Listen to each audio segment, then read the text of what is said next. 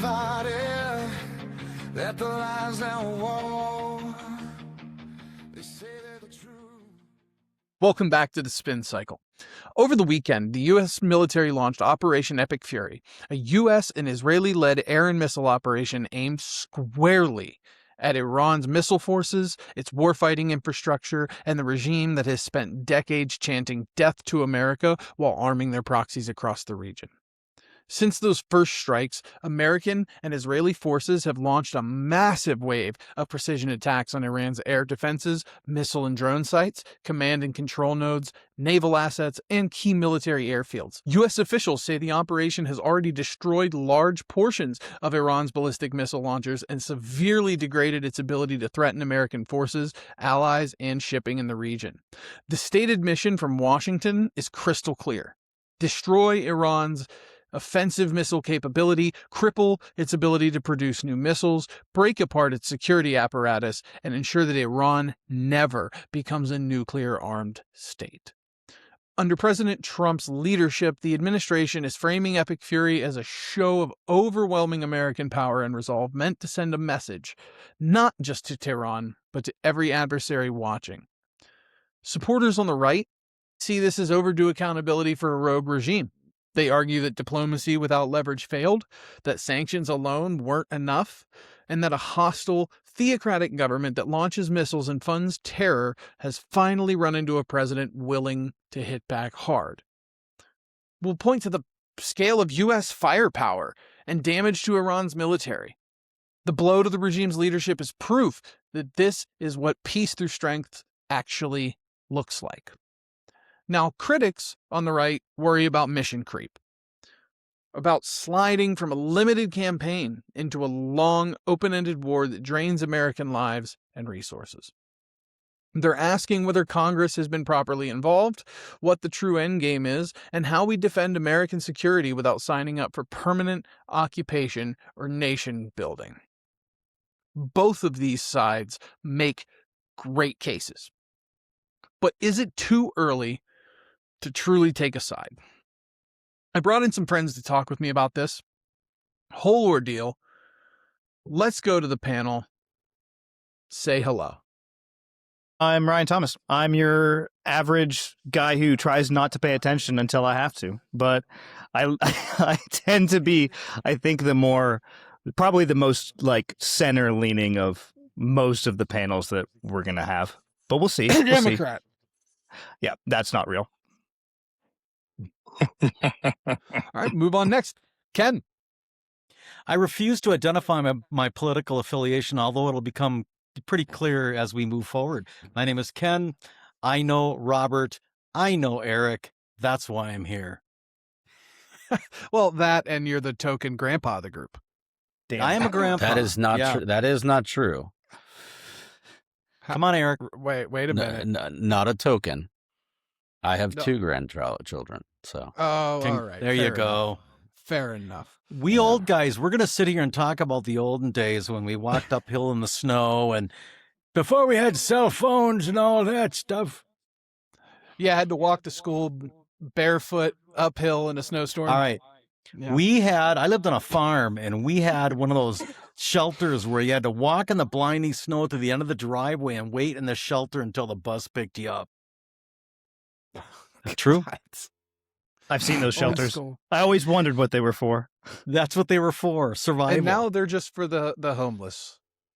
Well, at least you Well, there's had not a many bus homeless you had a bus and a shelter. I had a key and a Pac-Man shoelace around my neck, and I got to walk 2 miles. If I was lucky, I could ride the skateboard or take my bike.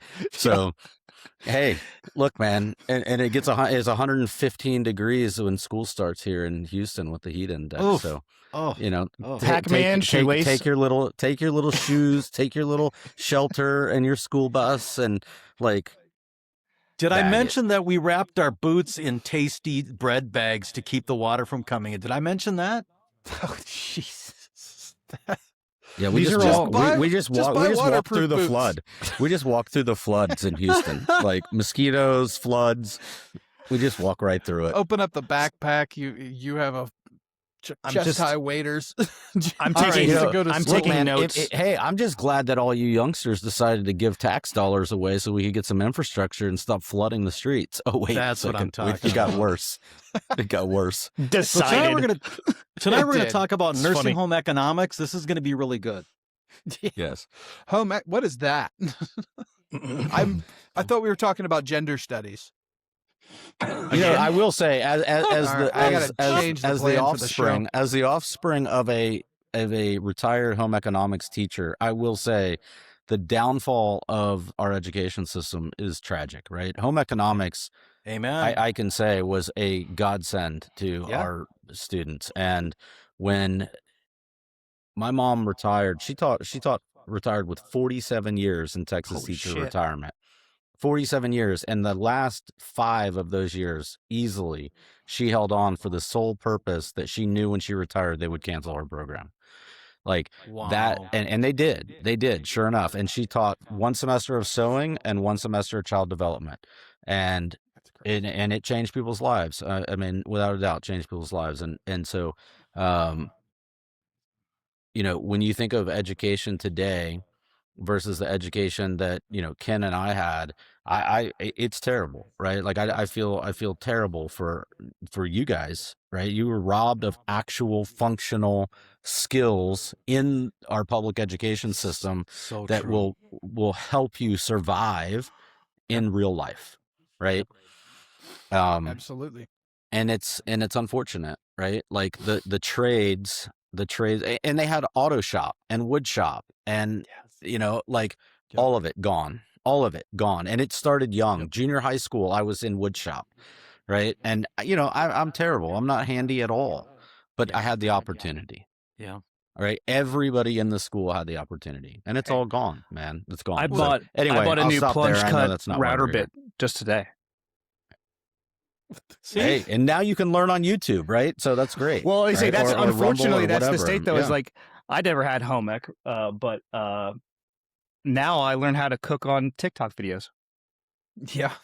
sure, you can also clean your underwear in the coffee machine in the hotel room. So life is grand. Yeah, we can afford hotel rooms. Ryan was right. so that reference. Ryan was a touring musician. It still kind of is technically. And, Yeah, I don't tour as much anymore, but yeah. Yeah. Well, yeah, you can't with the little one. How many Yeah. times did you stay in a hotel room versus third bench in the van? Third bench in the van was common. Random fan who was probably psychotic who convinced their parents to let a band stay at their house, more frequent than you would think. Wow. That's very. Yeah, I was a musician don't too, know and then that we I had wanna do that. children. And no. Yeah. Well, that's also what happened to me. I have no grandchildren, but I have 2 standard Yep. issue. Gotta feed the Ooh, kids, slight man. dig the grandchildren thing coming back again. Ouch. Let me we're gonna tell have- you something, We're gonna have Ryan. fun. How old do you think this geezer is? Look at this face. Look at this hair. Come on. Listen, I stopped playing that game when 15-year-olds started looking 25 with their parents' makeup. Yeah, that's a good So choice. true. Yeah. Good Yeah. God. It's Don't one play thing the when an guessing old game. man I says, thought "How this old was do you about think I Iran, am?" but if we're gonna open the pedo conversation early, like let's do it. There's plenty of material. Oh my God. There's God, yeah. I mean, like, if we can really get to the bottom of what's going on in this world and talk about the pedos running it and the deviants, Yeah, like, I jeez. mean, Facts. if we want to have a real Facts. conversation tonight, let's get into it, or otherwise we can talk about Iran. Yeah. Yeah. Well, the satanic cult, we have to pretend that doesn't exist because otherwise it's just going to drive all of us insane. Right. That's why they've been covering it up for so long. It's in our best interest, guys. It's in our best interest, I promise. Promise. The government said so. Should we finish people introducing themselves? Yeah, Oh, we yeah. probably should. Moving on, Chris. Hey guys. He's trying I to just hold don't it wanna be together right now. Yeah, I just didn't want to be rude and interrupt and not have been introduced yet. Anyway, so my name is Chris Barrett. I'm a former candidate for Missouri House District 21. Former because I had some health issues come up and I had to drop out of the race. Kind of Left me in a position of having a whole lot of time to kind of reflect on things and what was going on in the world. So it was kind of interesting. I probably, like Brian, have ended up moderating quite a bit because I saw some internal workings in the Republican Party that I'm sorry any sane person would just want to retch after they saw it. So basically, I'm tired of the Republicrats and I'm not loyal to anyone. It's Oh, the if uniparty. you would like to see my insanity on social media, you can go to X and find me under Midwest Homo 77. I took Beautiful that name. back, by the way. I kind of figured you would. It was Right. disappointing when you changed it. So, Chris, would you say you're in the Max Headroom wing of the Republican Party, or? Well, okay, Max Headroom, I don't remember too much about. I know what you're talking about, the kind of like computerized guy or whatever, but yeah. So, but I don't know what he stood for or anything. So, yeah, I'm not sure how to No. answer that. I'm kind of afraid. All right. Yeah, the Republican Party has I don't know what is going on. I mean, the uniparty's obviously a thing, but I didn't think it was going to be this deeply entrenched in the Republican Party, at least. Yeah, yeah. Well, either, I mean, at least in my estate, basically, you've got a bunch of like pretty far right wackadoodles over here, and it's kind of like, and then you do have the supposed centrists. And this is probably why that is such a dirty word, but really what they are corporate shills. And I'm a centrist in the true sense. I'm willing to go ahead and just look at it all at this point because but the fact that those are like kind of the two main factions in the Republican Party, I mean, I was like, why the fuck did I leave the Democrat Party then? Because I basically ran into the exact same shit over here. Well, for me, what it comes down to is you have your establishment Republicans that are beholden to the lobbyists and their massive donors, and then you have the other side, which is the side that always gets shit on, and that's the ones that acts with integrity. Guys like Thomas Massey, guys like Rand Paul. Not saying that I'm on their side for everything, because I think sometimes they have to pick and choose their battles, but you Sure. do have people like that in Congress. And they're the ones, Yeah, unfortunately, I that right admire now Rand Paul are quite a facing bit, primaries. actually. Yeah. Oh, I've always liked Rand. I was a big fan of his dad. Oh, me But too. Me too. unfortunately, that man Yep. never stood a chance. Right. Exactly. Eric, give us your introduction. Eric, I am Houston, Texas native and enjoy it. I believe Texas is the greatest state in our nation. What you can go ahead and take your Commonwealth stuff back. But, Shove it right up my ass. listen, man, right? yeah, shove it, take it, man. We'll I'd be take our happy in republic. Texas. Come on down. Everybody else is. So I spend a lot of my time, and thank you for having me. I spend a lot of my time working with veterans and first responders. And more importantly, I work with a group of men at a group called freemindcoaching.org. And we're really committed to helping folks uncover and recover from their traumatic experiences. Most common, a lot of awareness around the veteran community and first responder community, but 70+% of our population has experienced deep, impactful trauma that has imprinted on, I would say, their soul. And it's really, really important work, and we really enjoy it. And I would encourage everybody to take a look at freemindcoaching.org if you get a chance. And nice suite of coaches that I have the opportunity to work with. And they're available to everybody. Very fair, reasonable pricing, and free for the veteran community at warfightersoul.org. That is beautiful, man. And that is the reason why I wanted to bring you into this, because you you have that that secondhand knowledge. I mean, you deal with and you work with people that have, been exposed to these kinds of scenarios. Unfortunately, we've lost 6 service members now, which I do want to touch on that later. But I think what you're about to say tonight, I think, regardless, is going to be impactful, because a lot of the debate surrounding this right now is not the full picture. People are leaving out the human element. They're leaving all of it out because of a broader political agenda. And I don't want to be that guy. And I know Ryan doesn't want to be that guy that suppresses that to push a political narrative. So I cannot wait to hear what you have to say. And lastly, our Canadian friend. Hello, can you guys hear me okay? Hey, sorry about that hockey thing. absolutely. Yes, okay, well, don't apologize, you commie prick. people here went nuts. Okay, so first of all, of course I'm sad we lost, but we did beat America lots of other times, and I'm quite happy about that. But people here went absolutely nuts. There were pictures of people, they were grabbing their hockey sticks, they were smashing them in half. There was even one guy who took a chainsaw to the TV. Yes, I saw that one. And now, That was again, Oh my god. we're supposed to have this reputation of being nice people, and you know what the nice liberal leftist Canadians are doing now?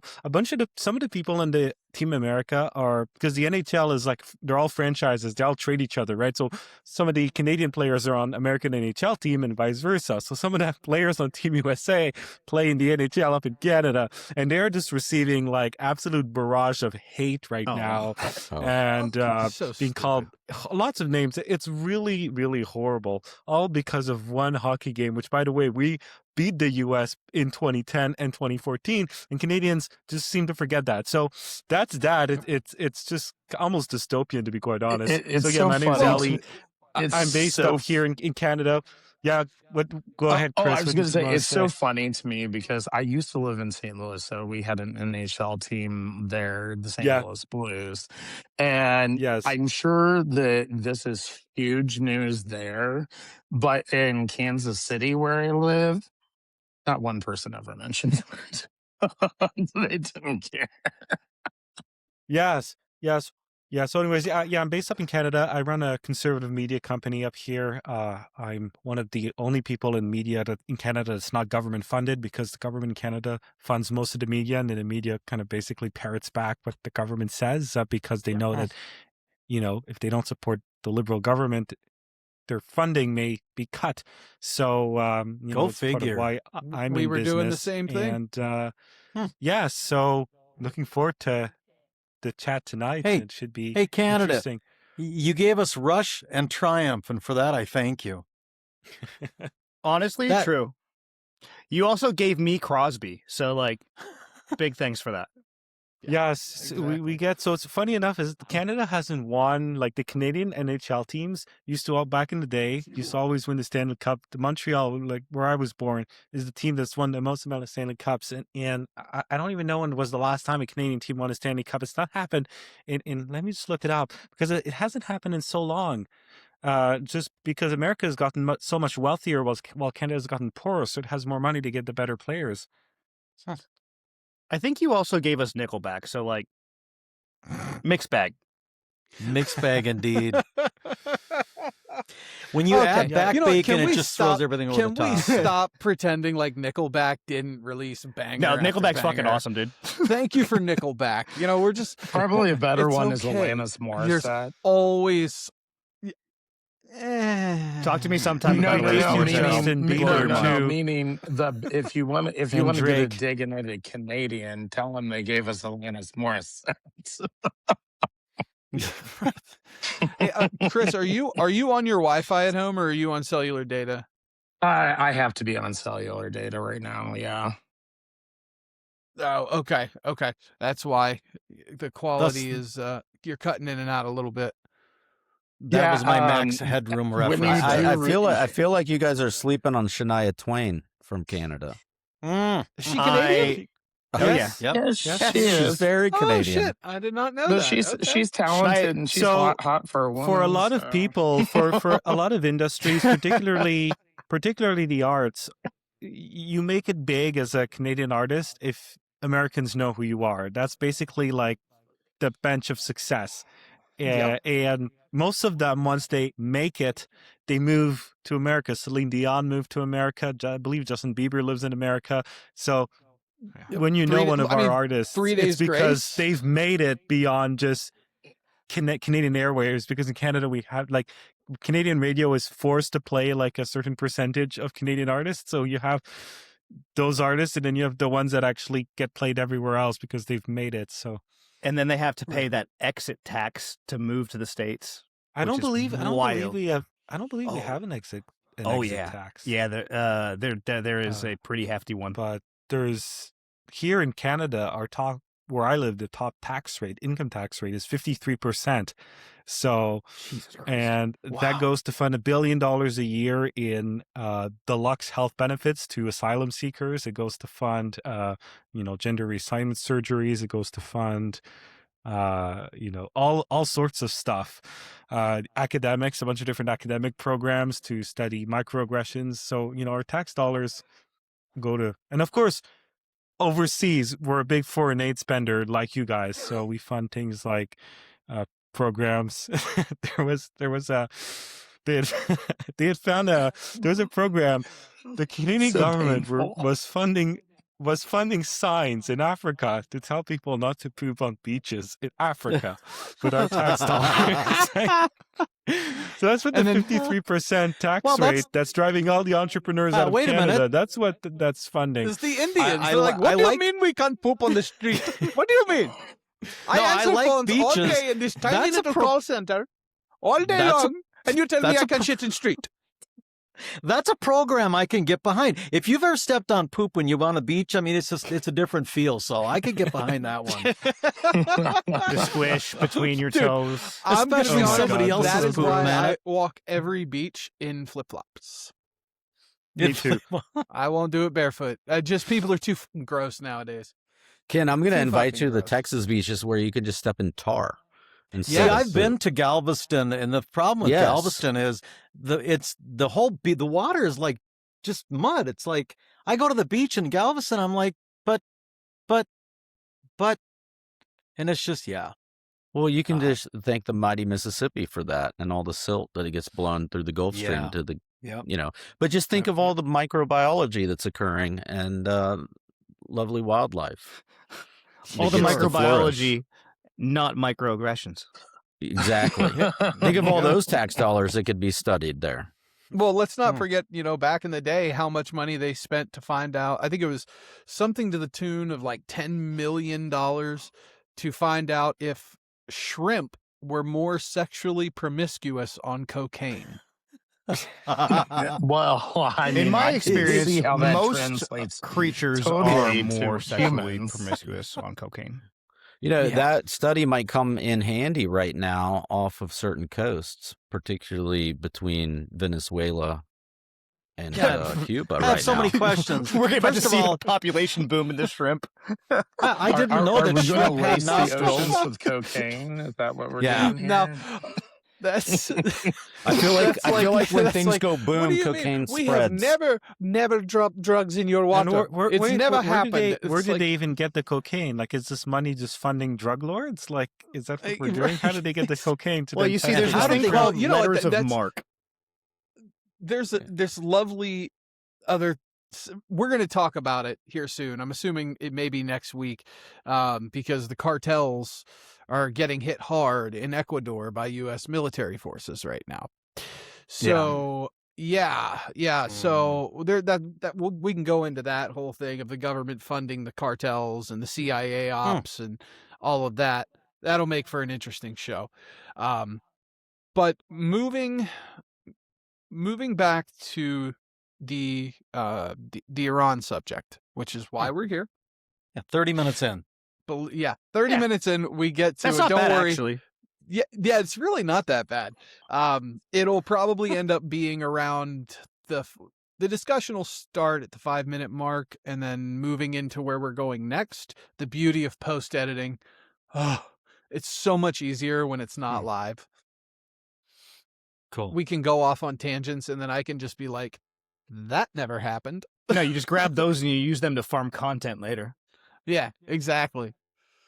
So tell some of my podcast hosts that are wanting to work with me on this, because I keep telling them the exact same thing. I'm like, just record it. right, exactly. So before we get into what's happening now, I think it's proper that people get a better understanding of why we are where we are. And that'll take us back to 1979, when the United States government helped overthrow the Shahs in Iran. And that was ultimately what led to the Iranian Islamic Revolution that led to where we are today. That's why you are here, Ken. You were alive in this time period. You experienced it. You remember enough to be dangerous. Yeah. So give us your All right. breakdown, bro. Yeah, listen, I was in high school when the hostage crisis emerged, and it's weird because you guys, when you look at pictures and videos of pre-revolution Iran, I mean, these people were regular, normal, westernized. They dressed, they had families, they dressed like we did. Everything was so normal. And then when the Islamic Revolution happened, it was like a dark curtain just came down over the entire country. And they instituted their extreme brand of, Shiite religion, which became just so unbelievably oppressive and violent. And I remember it because we just thought, wow, this is terrible. Now, it lasted for 444 days. That was during Jimmy Carter, the end of Jimmy Carter's reign. And as soon as Ronald Reagan became elected president, well, shazam, well, I think we're going to let these people go. And that really, comes back to something that's really important, and that's peace through strength. But I'll get into that later. I put together a list of things that that Iran was responsible for through their proxies. And I wanted to go over that list really quickly because it gives us a little bit of context, okay? First of all, in 1979 to 81, the hostage crisis, 52 Americans held hostage for 444 days. In 1983, we had the U.S. Embassy bombing in Beirut, 63 killed, 17 were Americans. In 83, we had the Beirut barracks bombing, 241 U.S. soldiers dead. 1983, Kuwait, U.S. French embassies were bombed. In 84, we had the William Buckley, the CIA chief, was kidnapped and killed. Rumor has it he was skinned alive. In 84 through 88, we had multiple hijackings and kidnappings. We had the Paris bombings in 86, 20 people dead. And I can go on and go on and go on. The USS Cole was attacked by Al Qaeda, which was a proxy of Iran. And there's many proxies of Iran that did their dirty work. But I'm conflicted because I am part of the No New Wars branch of the MAGA movement, if you would. And I'm feeling a little disillusioned right now, but there is some justification in all of this, and we got to unravel it because it is a mess. So that's my preamble, guys. Pick it apart.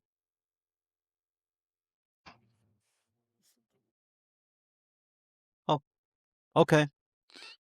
Nope. I mean, on a grander scale, we have to look at what's going on with radical Islam in countries all over the world. And the question is, should we get involved? Should we free everyone? Are we the world's policeman and liberator? That's a conversation we can certainly have. I can see your point, Ken, because it does kind of seem that if we basically are the people who caused this to happen, then ultimately it is kind of incumbent upon us to go back and fix it at this point. Yeah, and that's a valid argument. I mean, we propped up the Shah of Iran, and he was a king. He wasn't the greatest. Let's be honest. I'm not going to whitewash that either. But he was, he was a despot, but he was our despot. Right. No, that is kind of the CIA old school U.S. foreign policy, though. Is Sure. we have a big old track record of keeping people in power that we like or that we can Yep. have control over, which Yep. I'm not a huge fan of. Unto the terms where it's something that could harm American citizens, and then we step in. So Sure. I'll just a tiny bit of like my opinion, a very tiny bit of my opinion is I'm also in the no new wars camp generally. But I also am firmly in the don't fuck with us camp either. So it's hard to be sympathetic when you've got a country whose slogan has basically been death to America for so long that you don't think there's going to be some kind of repercussion coming. Well, hold on a second. I don't know if that's fair. I don't know if that's fair to the majority that you hear vocally today. Now, I will say that, I was 3 years old in 79, right? But I do remember the early 80s. I do remember the rash of bombings throughout the media and the reports, right? Yes. And I do believe that there was an early embrace of this new regime in Iran, right? Because to Ken's point, right, like our despot, right, wasn't the greatest, and transition is always difficult, right? And so in that transition, people were seeking leadership, and that was leadership that was available. However, there also becomes a time, and we have experienced it, we were talking about it earlier, where the minority voice can become extremely loud and completely quell any voice of like the majority. So like through fear, through oppression, right? And so I encourage us to keep in mind, like, yes, our CIA tactics have been probably used for nefarious ways, Ryan. I agree with you. But do not forget our special forces and their motto. Absolutely. Right. So these men and women are true warriors that are committed to following orders from the commander in chief with valor and truly committed to freeing folks from oppression. Right. That is their oath. That is their commitment. Right. And so and that purpose is there because humans are humans. Humans are seeking leadership, and unfortunately, sometimes in a void of leadership or having failed leadership for long periods of time, they will latch on to leaders that will lead them astray, and then they feel abandoned and voiceless and powerless until they have an opportunity to rise. And I think that's why Trump's words were very powerful. Hey, we've heard you, death to America, fine. We're going to swat them down like a gnat. And people of Iran, this is your opportunity. This may be your only opportunity for many, many years, right? So it is now there. It is yours for the taking. Do the best you can. And I'm very, I'm butchering his words, but I think you understand the point. And the unfortunate truth that I think people in this country in particular, but really around the world, especially, as you see throughout, the European Union, people are waking up that not only did the government culture in Iran change, unfortunately, so did the United States. We just didn't see it until now. Like that's the real unfortunate truth. And again, I mean, look at the contrast. I mean, cultural, religious, they were largely westernized, and they went to plays and they went to the movie theaters, and they had picnics and they assembled peacefully. And when the curtain fell, man, the Islamic curtain fell, I mean, now they're all, walking around in burqas, the ladies are. And I mean, they'll chop off your hands for stealing a loaf of bread. I mean, it is such a stark contrast, that what they're suffering under right now. Um, and so with Venezuela, and now we've got this, people everywhere want to be free. Yes. I actually flew to Singapore in 2012, and I ended up training a laboratory out there for my day job. And I was in a mall across from the street from my hotel, and I just watched people come and go. And it was kids in their little league uniforms, and it was girls giggling and looking at their phones and talking back and forth. And it was just people. They were just families. They were normal people on the other side of the planet. And when I rode with the drivers, I asked them, what is important to you? And to a person, they said, I want my kids to do well in school. I want them to get an education. I want them to marry well. I want them to have families. It is inherent in all of us as humans to just, do well and live in peace. Now, Yeah. a lot of the, for since 1980, Iran has been living under a brutal system of government and religious, extremism that is Zealotry. it's bad. Well, So they were also anyways, one of the most flourishing economies. they were. And Mhm. then what did they? I think the statistic was, and you guys can correct me if I'm wrong, was that they had dropped to like a less than 1% increase per year, directly after the Islamic Revolution is when that started. And prior to that, they were like absolutely exploding. Yeah. I mean, and the economic situation continued. I mean, that's what sparked the recent protests. People were just fed up Yeah. with the economic situation in Iran, and this, the chain of events.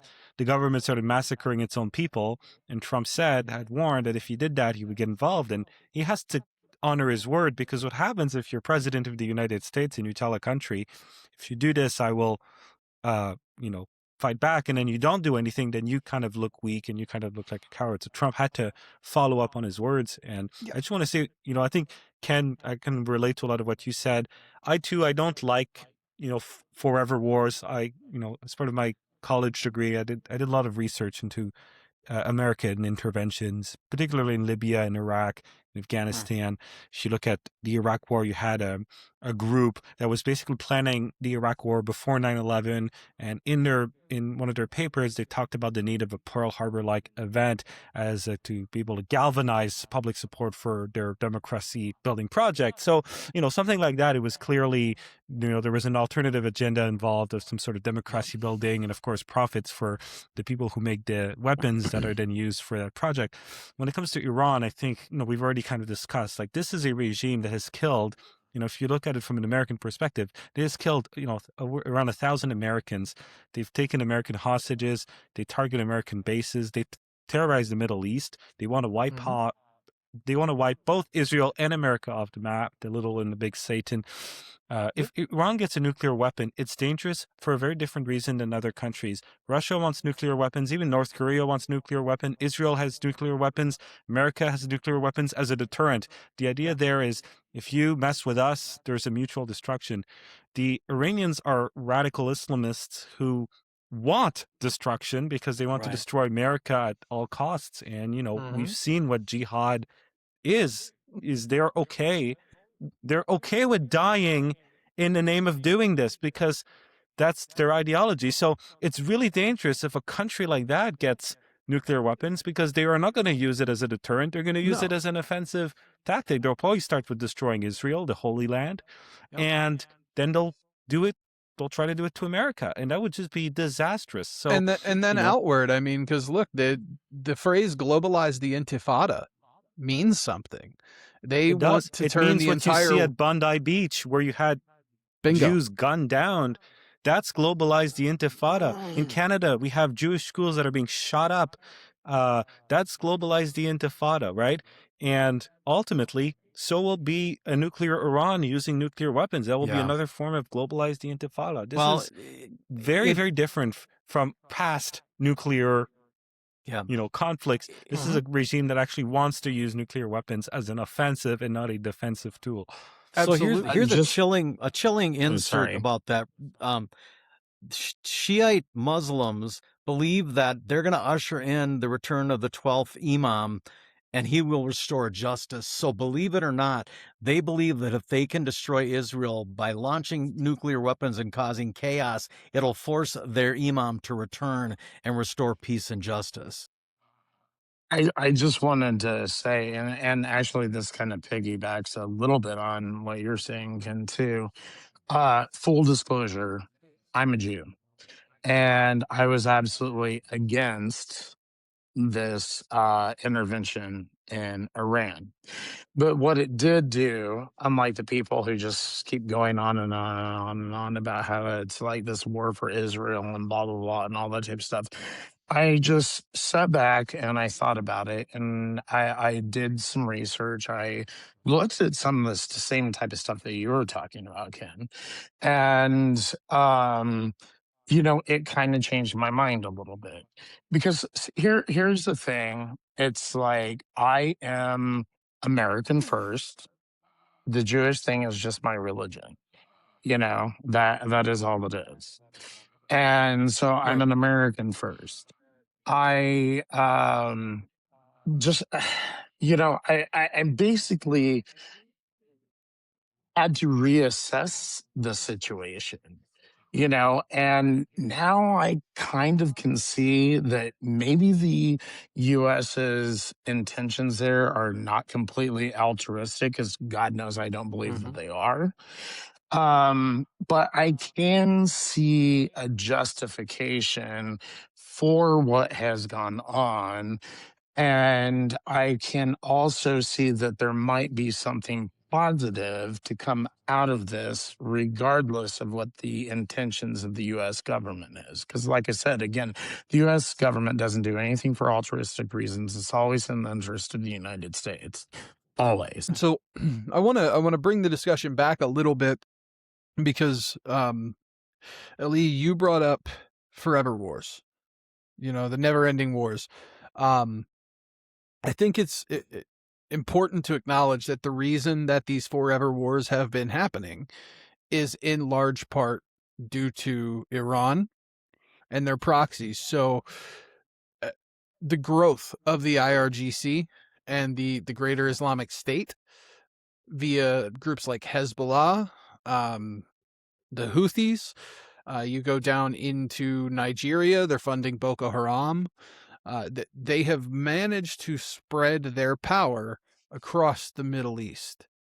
And so, Ken, I'm not sure how familiar you are with the topic, but could you run us through a timeline of those events? Oh, great. Yeah, no, my research only went so far. And so timeline, I'm not sure how relevant that is, but the fact of the matter is you hit it on the head that they are spreading through other regions in the world. And it's like a dark curtain of oppression in all these different countries, and the outcome is always the same. You have a centralized religious authority, centralized political control, and just, utter human rights violations. And you wind up with tens of thousands of dead Christians. Well, yes, that is exactly right. And you listen, I don't understand how no one is talking about mass migration on a global scale. If you look at Germany and Italy and some of these other countries that not so much Italy, The UK. Germany. The UK has fallen, you guys. I sound radical, but I think they've literally fallen. And but Germany opened up their borders and welcomed them with balloons and kisses, and it was the dumbest thing I've ever seen. And I'm sorry, man, but we have to be wiser than this. When you look at mass migration and migration patterns around the planet, it is a movement. It is intentional. It is purposeful. And the outcome, and many of the imams are very vocal about it. Their outcome is world domination. Now, this is back to, brings me back to my days in the 80s of duck and cover and mutually assured destruction, and the Russians are going to take over. But this is real, and if you're paying attention, they're telling you exactly what their plan is if you just listen. Well, if I can Absolutely. just say, in Canada, I just made a video about this today, and it's gone viral, especially on X. We have 700 Iranian regime officials living in Canada, including senior members of the IRGC that were allowed into the country and that live here. And since Saturday, there was a gym in Canada that's owned by anti-Iranian regime activists that was shot up during the night. There was no one there, so no one was hurt. This was an intimidation tactic. But they put a bunch of bullet holes into his windows. And then we have a former Canadian Iranian politician here in Canada who's also very anti-Islamic regime, and she's received death threats. And they also tried to assassinate a former, basically Canadian cabinet secretary. And the national our version of the FBI, the RCMP, thwarted the plot, I believe, just 1 or 2 days before it was set to happen. This is a serious issue. You have the same thing in the U.S. There's, with Biden and the southern border being wide open, there's a bunch of people who came in. There's a risk of sleeper cells. The enemy is within. When you have people within Western countries, this is a new thing that maybe didn't really exist as much 20 years ago when these Middle East wars kind of were at their height. You have people that literally are part of the regime or that ascribe to the ideology that are in the West, and as we've seen already since Saturday, are willing to take action from within. Absolutely. So I did a little digging, and this is just a truncated list. But my argument that Iran is responsible for these forever wars is this right here. So since the 79 Islamic Revolution, Iran and its network of proxies, including Hezbollah, Hamas, various Iraqi militias, and the Houthis, have driven, participated in, or supported regional conflicts. Here we go. Lebanese civil war and Hezbollah conflicts, 1982 until now. The Iran-Iraq war, 8 years from 1980 to 88. It was direct conflict after the revolution. The Syrian civil war from 2011 to present, so 15 years. Iran intervened directly and through proxies like the Hezbollah and the IRGC to support Bashar al-Assad. The same al-Assad, I believe, that was using chemical weapons on his own people. The Yemeni civil war, 2014 until now. They've provided military support, training, and arms to the Houthi rebels. Iraq war, 2003 until now. Iran-backed militias, Kataib, Hezbollah, have operated extensively. Obviously, you have the big one, Israel and Hamas, the Palestinian Islamic Jihad conflicts. They provide the funding and the weapons to Hamas.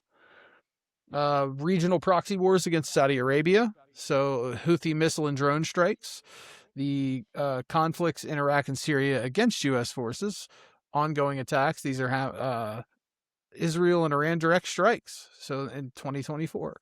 So Iran single-handedly, Who from would you credit with 1982 the Arab Spring? Well, very true. And then tie that back to Libya.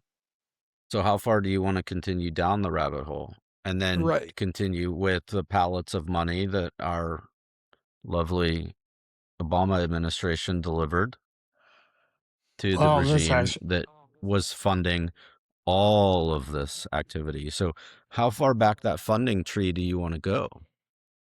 no, Right. that actually makes a lot of sense. I did a few years ago. I kind of went undercover and did a deep dive into the darkest recesses of the far left, and I can tell you that it was interesting seeing them make excuses for the Assad regime. Um, Obviously, they are the same ones behind making excuses for the Iranian regime. And there's a lot of big accounts on X and stuff like that that spread this sort of stuff. You know, and I'd like to point one out because she has a lot of followers, but don't trust anything that she has to say. She is far left and she is nuts. And that is that Kate Oz. Yes. Yes, Well, 100%. and it devastates me to unpack this, especially as an Aggie, and his library is there, but the timeline is very, very concerning. I mean, 1979, 1980, who is our vice president? That vice president, right, carries forward, right? That administration hands off. That relationship only blossoms over the next 8 years. And then through the next 8-year administration, his son, right? And then Haiti and a deep relationship there. And then damn near an endorsement of the Obama administration. So like what administration who was running the Reagan administration is the question I have, because Mhm. it seems like we have had one big continuous administration, at least from a not necessarily deep executive branch, but at least from a Department of War or Shadow a government. Let's just call it what it is. foreign policy that has been very consistent since the Reagan administration. Now, it maybe hasn't been overt, That's exactly why I like to call them the Republicrats, because that's exactly what they are, honestly. and Let's and be and honest this about is it. and this is, I think, unfortunately, what a lot of people are waking up to realize. Yeah, 100. Well, all I can say is run for a state level office. That's high enough. That's high enough. You'll Yep. see the bullshit. And so I would 100%. encourage, I think Jordan Peterson's talking a lot about malevolence right now.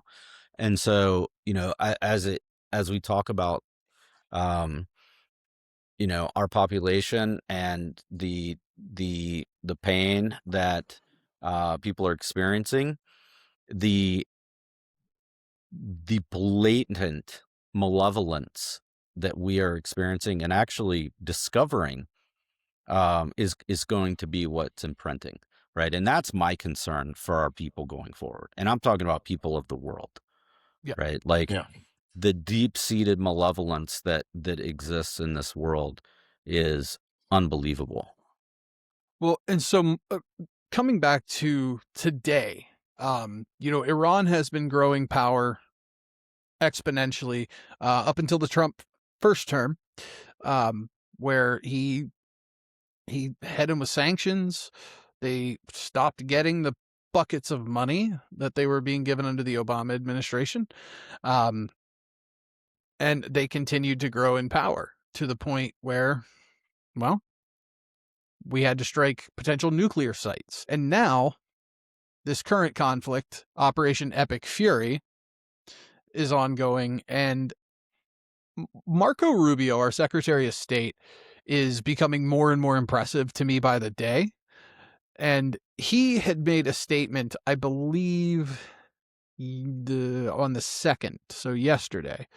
And he continues to impress me. This is a bit of a long clip, but I want everyone to see what the government's concept of this conflict is.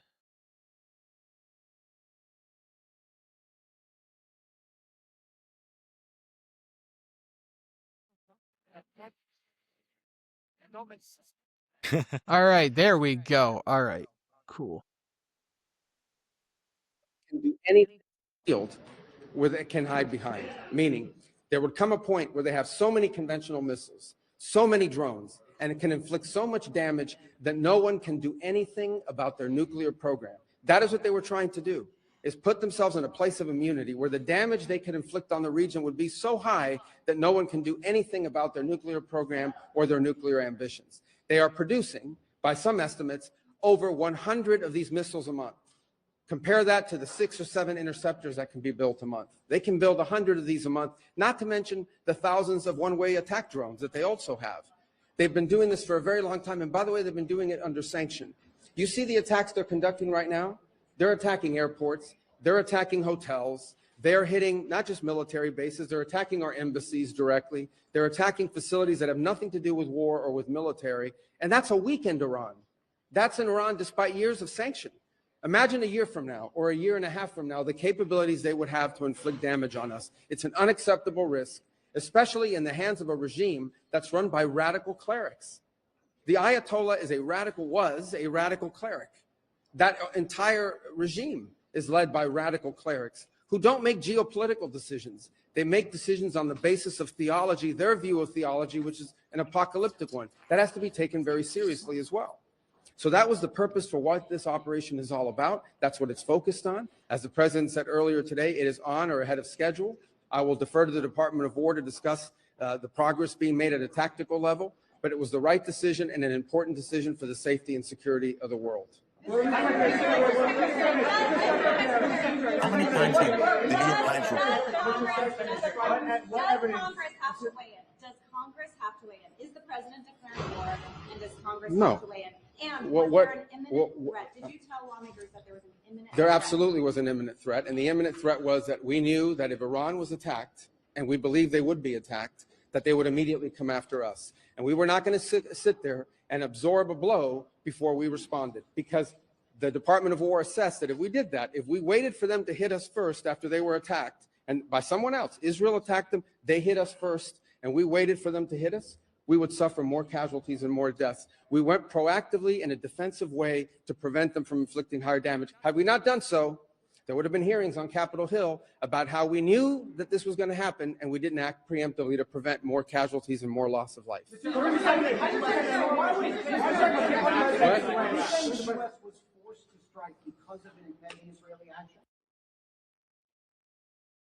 So that is Secretary of State Marco Rubio's part of the statement on it. That was a full 11-minute video. I didn't want to go through that, but I thought specifically, obviously his first portion and the first question were pretty prudent. So that is the running explanation now. I will say this personally. Do I trust it? I trust it about as much as I trust the phrase Iran is months away from having a nuclear weapon. We've heard that for 30 years. It's been happening since I was a year old. It's nothing new, right? I'm hoping that this was actionable. And given Iran's growth with Russia, China, those partnerships tightening, who's to say where they're getting their equipment from? You know, so I'm not sure if I believe the official narrative. I will tell you this, though. I'm generally not a fan of being the world's police. Never have been. But to be clear about this regime, this is what they do.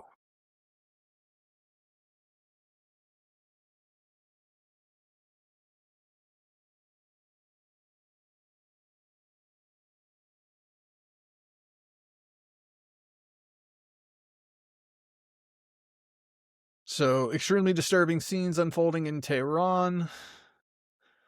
Iranian regime forces are opening fire on residents who are shouting anti-government slogans from their windows and balconies. Those are the people we're dealing with. I think Do it's I really like interesting US what involvement? Rubio had to say. And the reason I kind of think that is I think that,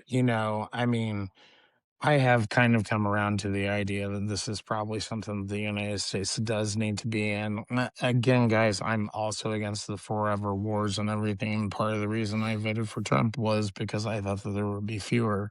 And maybe that's just not realistic at this moment.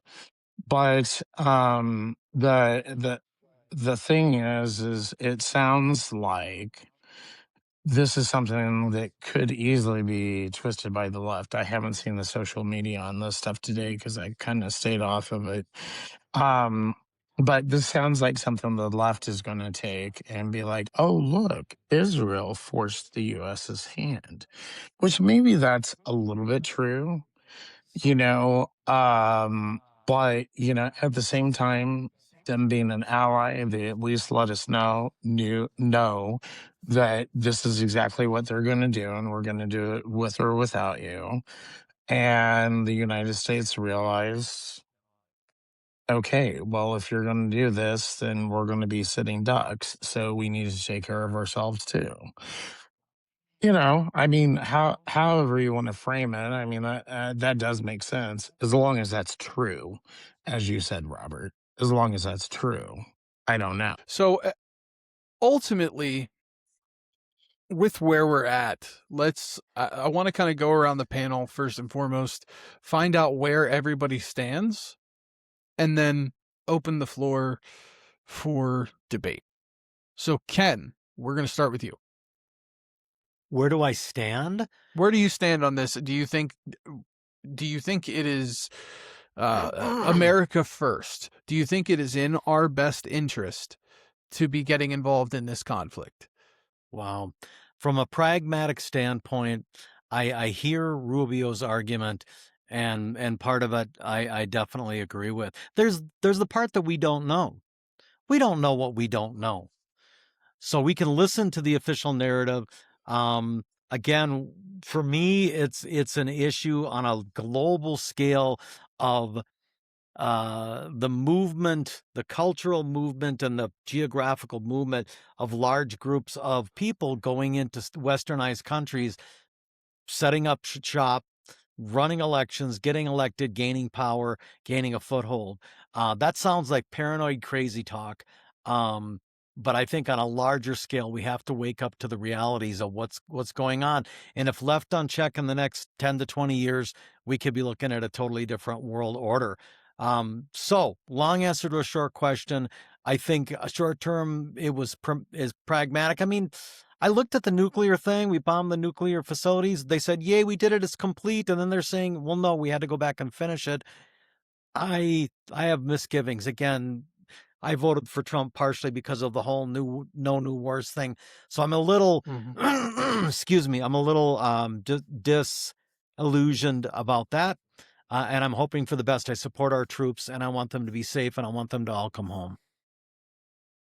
Well, absolutely. I mean, that's where I'm at. 100%. How's that for an answer, non-answer? Hey, you know what? Have you considered Congress? Yeah. So from there, I guess the bigger questions that we should be asking here is, you know, is it advantageous to us, right? Obviously, outside of the option of defense, you know, how big of a threat does Iran pose to Americans? Yes, you can talk about the bases that are stationed overseas. You can talk about other countries, our allies. In my opinion, unless the allies request assistance, we shouldn't be getting involved. We shouldn't preemptively be getting involved in something that didn't directly attack us. Now, granted, given the history and the relationship, I would assume if Israel attacks Iran, Iran is going to see that as an act of U.S. aggression as well. Yes. And that's a very large problem in our political system, is we are too tightly tied to Israel. Now, that said, we see that the Iranians will just target anybody, targeting other Arab countries. You know, like, the regime is just completely out of control and needs to be stopped. I felt some kind of way about it. Now, on the flip side, I was going to go last, but I feel like there's a good segue here. On the flip side of it, you have to look at it like this too. Outside of just the conflict, outside of giving the Iranian people a chance to take their country back, literally, aside from, you know, protection for Israel, for hell, we'll even say our own protection to an extent, I guess. But there's another side of it that people I don't think are talking about, and that is the economic side of it. So we went after Venezuela. All right. We went in, yoink, out. Beautifully done operation. More of that, less of whatever this is, this bombing shit. We we took out Venezuela, pulled the leader out, installed, the guy that took over is being much more compliant. I guess we'll be honest about it. Compliant. Crazy how that works. Yeah, right. But so we have now introduced ourselves into a picture where Venezuelan oil, mostly bought up by Iran. The Chinese got 20% of their total oil supply direct from Venezuela, and even more through Iran. So, number one, down goes Venezuela. Number two is going to be Iran. When Iran becomes a Western-friendly nation, Iran's going to want sanctions gone. So they're going to stop doing business with China. They'll start giving more business to the United States. There's a lot of positives there, but there's also a long-term strategic goal in that. When you're cutting off the oil supply to China, you're cutting off their energy supply, ultimately. What happens when you can't produce enough energy? What's the current boom right now? Well, right now in China, AI. as far as China is concerned, though, the interesting thing is they're almost laying all their cards right out on the table, because they're like super investments into solar energy. They have dumped a lot of money into that. I think that they understood that at some point Iran would fall. Right. I don't think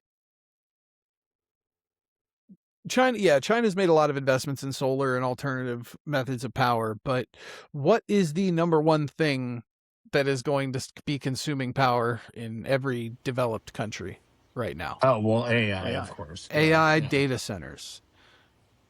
And I think all of this that we're seeing, because number one, like I said, Venezuelan oil, boom. Now we get Iran in. We can cut off some of that supply as well. What's next? Cuba. Trump's already made that clear with a statement that he made today. I wish I would have found the clip. But Cuba's now a target. That's right in our hemisphere. So if you can get that government taken out, you further weakened Russia and China. So not only are you keeping China behind in the AI race by hurting their energy supply, but you start overtaking communist states, places like Cuba. You ultimately wind up taking out a very large portion of BRICS in the process. Mm-hmm. So I see this could be part of a longer play like that. It could also just be knee-jerk decisions made by an administration that's quick to get things done. I mean, I ultimately have been kind of convinced over the past couple of days that this is probably in America's best interest. And yes, I see all the connections that you're talking about. I mean, it's very clear we're starving Cuba of energy. I mean, they're on the brink of a new revolution there, and that is completely orchestrated by the United States. And so, yeah, I mean, I think the United States is taking advantage of its particular position right now and doing away with all of its old enemies. I mean, it's pretty clear. Yeah, for sure. I don't know that I would want to see boots on the ground, but Yeah, that's a that would difficult kind of one. be like my level of like, and obviously President Trump is not ruling it out. You never rule it out when it comes down to destroying a fucking regime like the IRGC. But I'm not a fan of the idea. I would much rather see letters of marque and reprisal go out and let mercenaries go in and do the job. So with that, let's move to Eric. And the question remains, do I support this action or not? Is that the question? Yes. So I'm not a fan of people dying. I think that we've had far too much death and we need to quit killing people. And while I appreciate the aggressive move, I don't like it. And it is not my place because of my lack of knowledge. I don't have intelligence reports. I don't have all of the dots to connect to make the decision. So what I do know is that I have faith in a commander-in-chief that, despite a unconventional path many times and paths that I don't always necessarily agree with, the ultimate destination of his word has one of integrity. And while I may not like what he says or how he says it, what I do know is that his word is not a lie. He may bloviate, or he may, the proper word I believe is commit puffery, right? He may, but he's a showman, right? He's a showman. He's a salesman, right? He is a negotiator, and his skill is one that is, frankly, better than most, right? Whether you like the guy or you don't, you have to look at his skill as better than most. And he has come through and kept his word, at least in my book, almost 100% of the time. And what he has said has come true more times than not. And so while I may not like the path that we're going, I may not like the unfortunate result of American lives being lost. I don't want anybody's lives being lost. Right. But this is the course that we've chosen, and I have full faith in our armed forces that they're going to go in there and execute and follow orders and do so with the expeditious nature that is needed. Yep. And hopefully we are going to trust our special operators and allow them to do their job, to give the people the voice that they need, because that is who our commander-in-chief is. His very first inauguration, he made it very clear that we are giving back the power to the people. And his statement to the Iranian people is, this is your opportunity. I am giving you, the people, the voice. I am giving the power back to the people. It is not off message. It is not off brand. It is not America first, but it is American values, and it is who we are as a country to stand by and watch people in need get an opportunity to rise. And that's the way I see it. Right. No, I actually really appreciate that view of it, because that's something a lot of people don't think about. The question is, of course, what I brought up, what's in our interest? And, that should always be part of it. But from a human perspective, moral perspective, I think we're justified. I mean, what more American value is there than, I'm going to create an opportunity and it's yours to fight for? Yep. Right? Like we're not going to come in there and do it for you. Here's a bunch of money, right? Like our entire foreign policy has been built on a welfare state. Yep. Like that's not an American value that I know. That's not the good-hearted American people that I work with or Ken works with. These guys that are willing to lay it all on the line and push in their last $200 to invest in their education to start a business. A guy like you, Robert, who's like willing to put it on the line and start a business, or Ryan, who understands when it's time to set it down and get off the road and take care of his family first. Like these are American values. It's create an opportunity, take the opportunity that's created and make the most of it with your own blood, sweat, tears, your time, talents, and treasure, right? Like that's the American value. And that's really what we're talking about here, right? Like, and it sucks that we have to drop bombs to do that, but we are truly fighting against people that want power. Absolutely. And that's what this is about. Like we are talking about power versus freedom. Yeah. I mean, that's it. 100%, you know, and I never want to see American lives lost in the process. Any life lost in these kinds of things is an absolute tragedy. You know, the argument of like for the greater good absolutely is valid, but it doesn't change the fact that that's going to be somebody's son, daughter, brother, sister, mother. Like it doesn't change that. So, you know, of course, political posturing, political positioning, that's what makes the decisions. Right. But I think this is one of those times where it's a necessary evil. Unfortunately. Ellie, I mean, you're Canadian, so your opinion kind of doesn't count, but it's fine. Go ahead. As someone who enjoys foreign policy and someone who's looking up from up north, I am supportive. And here's the thing: some people are calling Trump a traitor. Trump, there's a clip, and I encourage you to look it up online. This is in the 1980s, and Trump is basically saying that in the 80s, when there was an issue with Iran, that the U.S. should go in with troops. In 2015, on the debate stage, he talked about how Iran could not have a nuclear weapon. Trump has been very consistent his entire life talking about this issue, that he thinks Iran is a problem and that they should not be able to have nuclear weapons. He's been consistent on that while also criticizing the forever wars of the Bush, Obama, Biden, agendas, administrations. So, I do think he's consistent here. I supported. Some people have already brought up the points that I was going to make.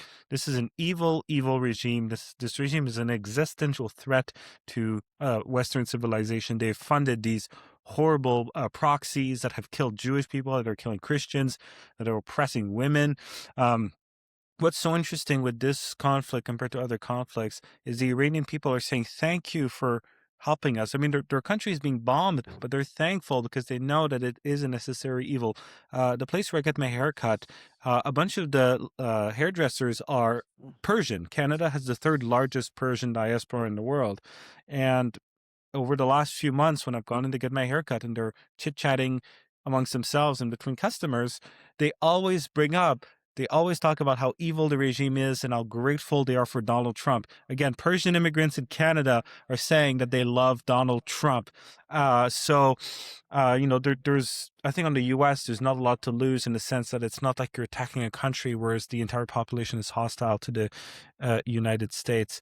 So, and one more thing about intervention versus isolationism, and this is, I guess, a point that I can make as an outsider looking in, with the U.S. having such a large military capacity. We live in a multipolar world now. There's the United States, which represents Western values, capitalism, Christianity. You have Russia, which represents imperialism, an evil form of Soviet imperialism that Putin wants to bring back in Europe. You have the Islamists like Iran wanting to spread Islamism in the world. And you have China and its communism. China is not isolationist. Iran is certainly not isolationist, and Russia is not isolationist. Douglas Murray made this good point. if America is not going to be the world's police, if America is not going to get involved in conflicts around the world, then someone else will.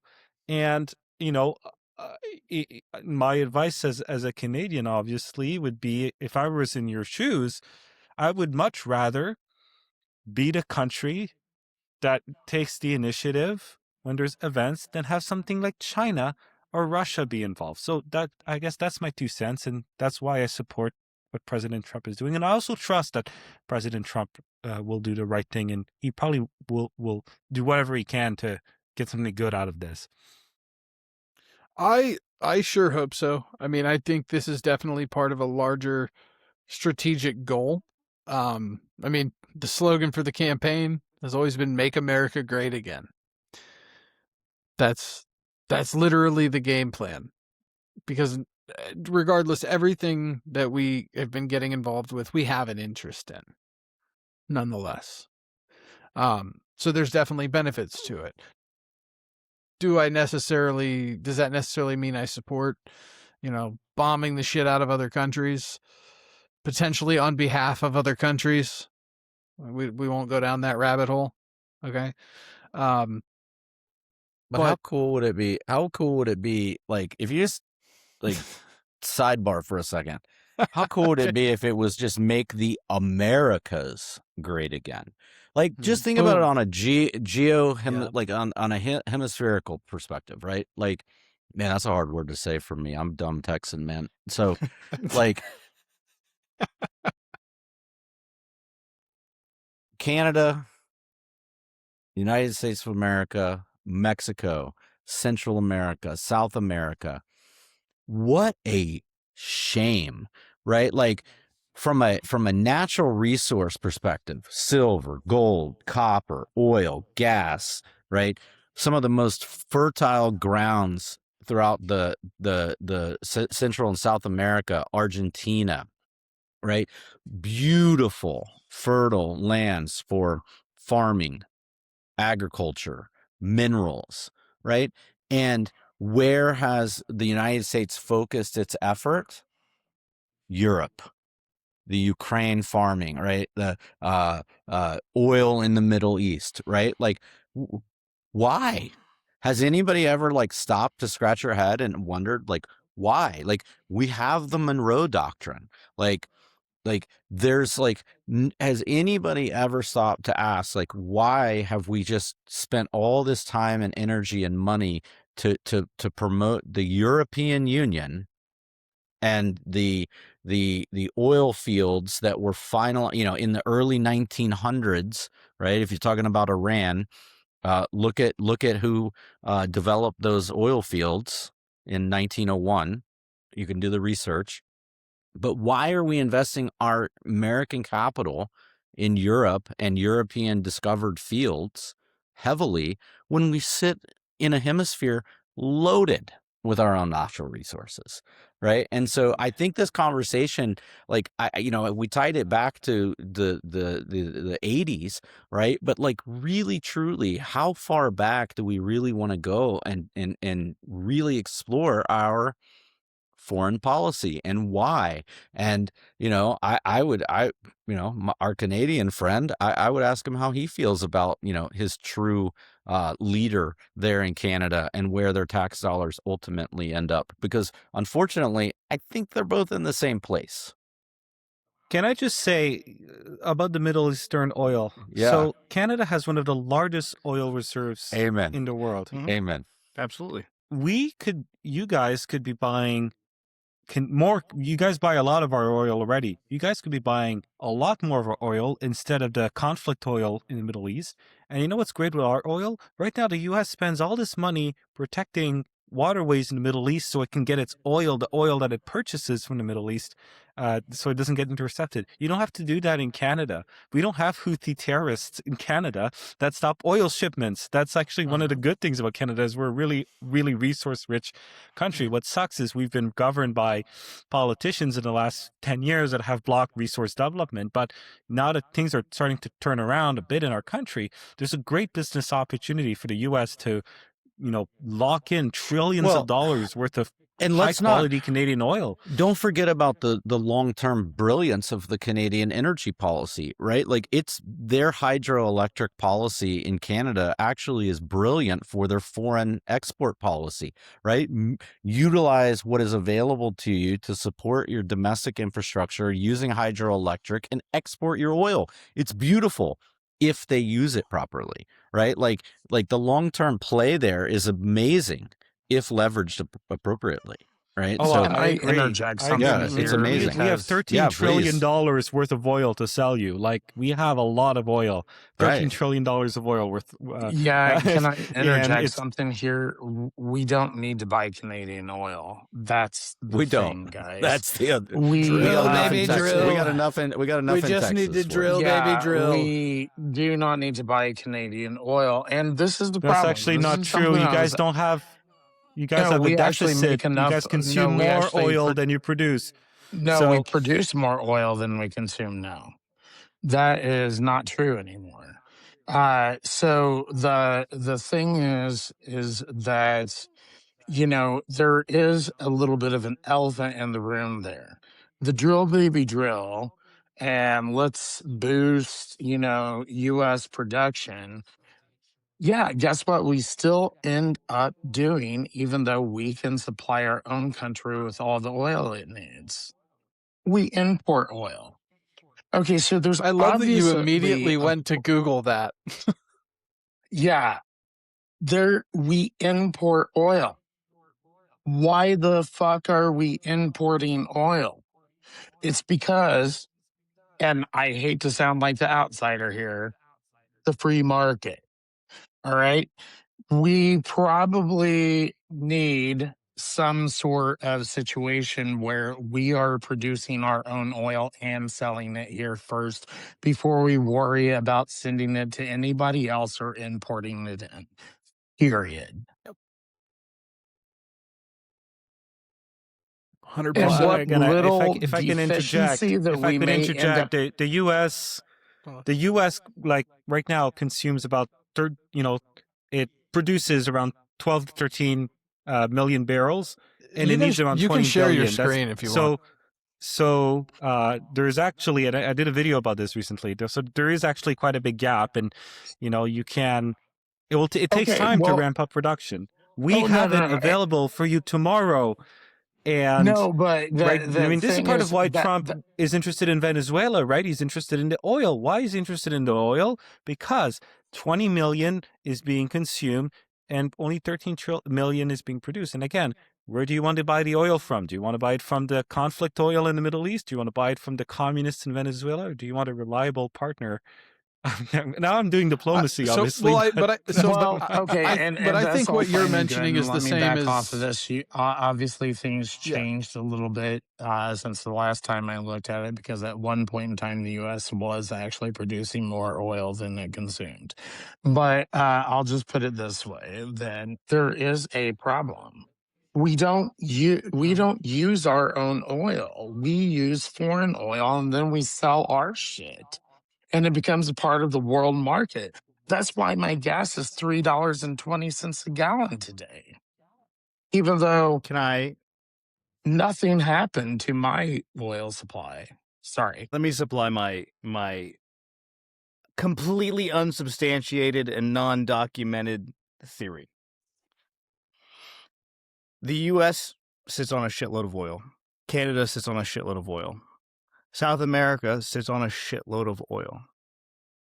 And yet we import oil from the Middle East, even though it's wildly expensive and risky.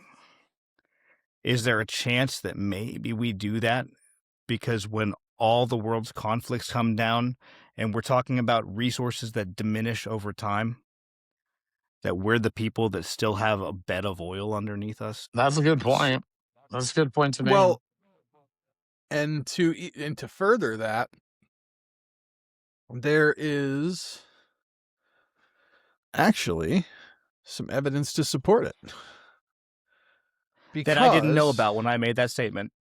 Yes. Well, here's the and I'll get to it. And again, this could be completely unfounded, but just to kind of give you an example. This is happening. U.S. Southern Command on March 3rd, Ecuadorian and U.S. military forces launched operations against designated terrorist organizations in Ecuador. The operations are a powerful example of the commitment of partners in Latin America and the Caribbean to combat the scourge of narco-terrorism. Together, we're taking decisive action to confront narco-terrorists who have long inflicted terror, violence, and corruption on citizens throughout the Western Hemisphere. We commend the men and women of the Ecuadorian Armed Forces for their unwavering commitment to this fight, demonstrating courage and resolve through continued actions against narco-terrorists in their country. Let's take a look.